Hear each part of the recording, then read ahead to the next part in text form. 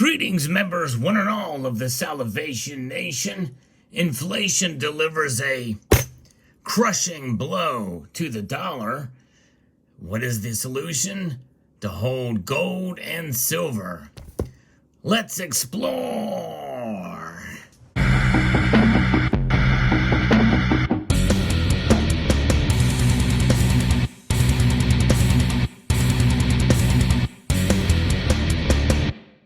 Indeed, a crushing blow. The weight of inflation is bearing down on the dollar.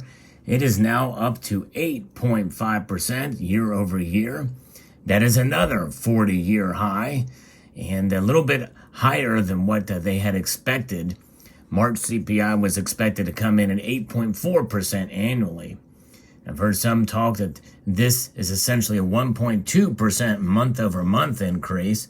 The velocity of inflation is rapidly gaining steam here. And what does that mean for you and I? It means that our dollars are worth even less. If you got a 7% raise last year, well, you're in the hole.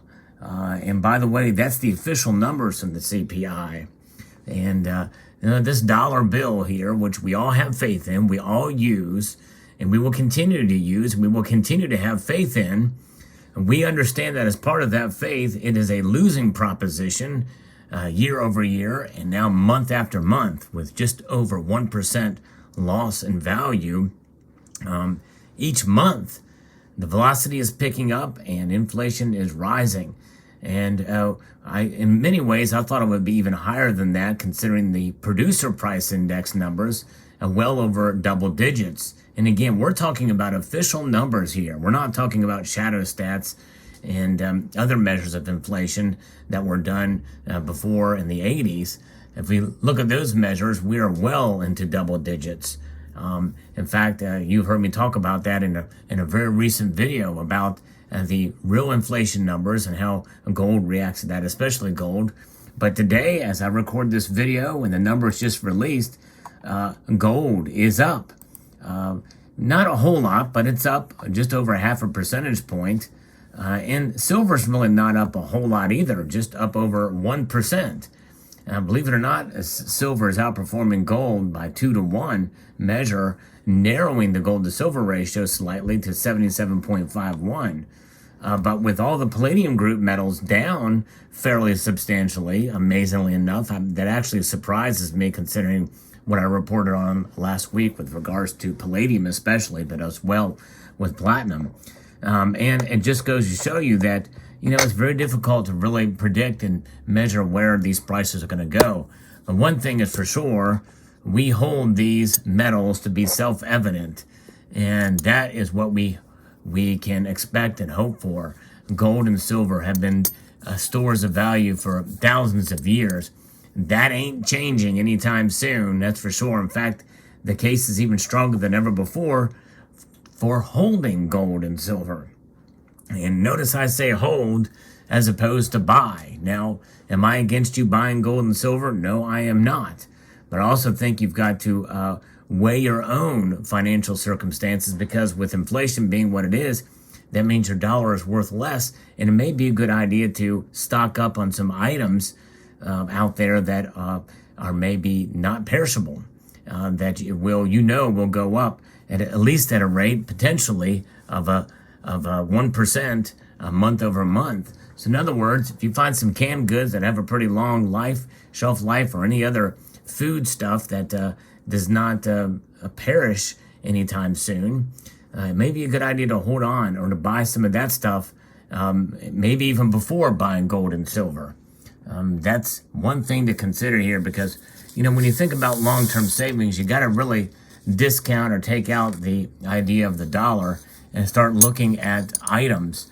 And we're going to see the velocity of the money supply start to increase, which means that more than likely we are going to see higher inflation ramp up even further because of what's going on with people spending more of that money that's been printed, that's been injected from 4 rounds of quantitative easing now.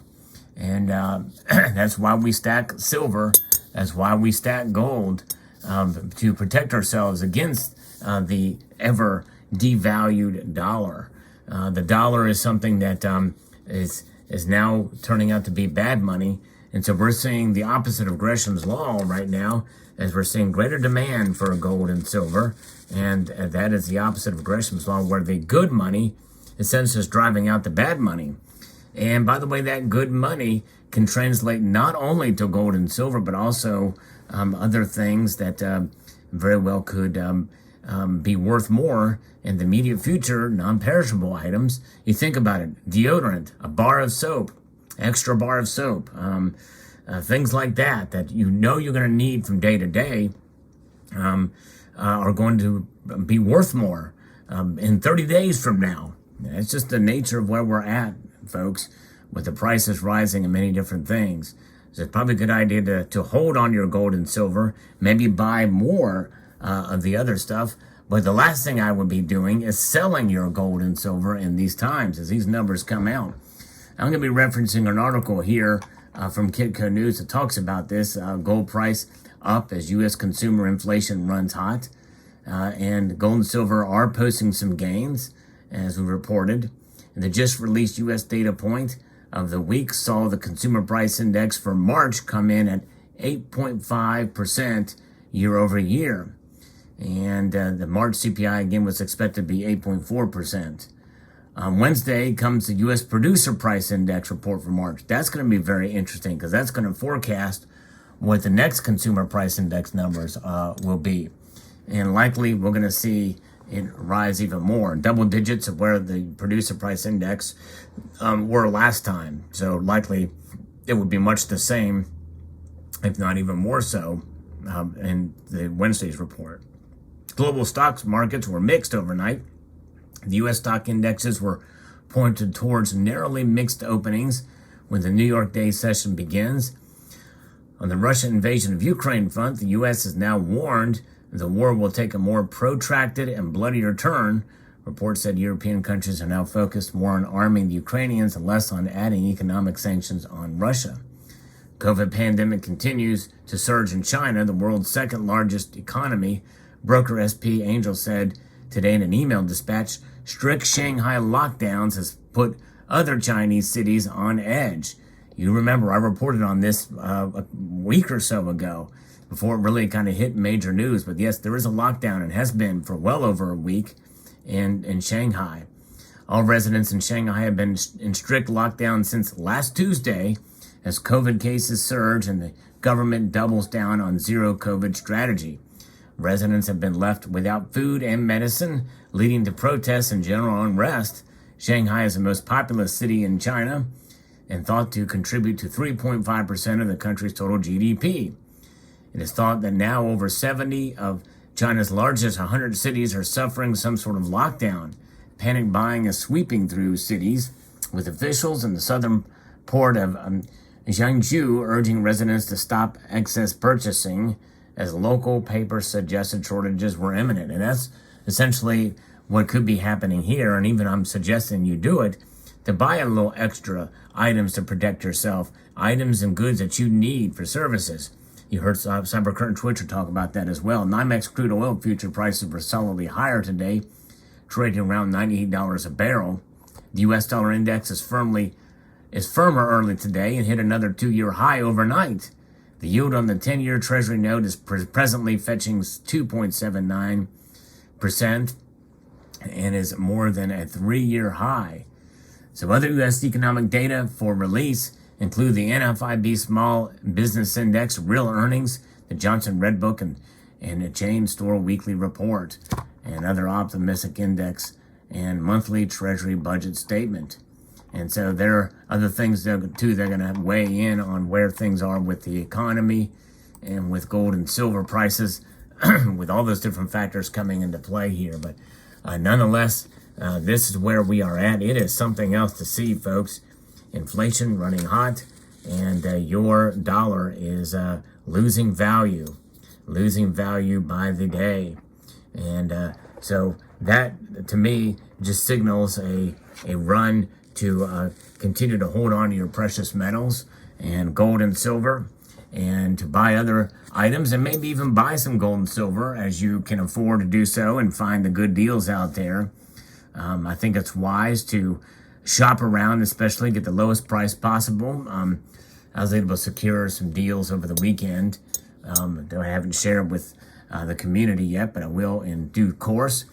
Gold and silver, these are the metals, the two most fundamental basic metals that have proven themselves time and time again. Silver, though, obviously has a dual role now.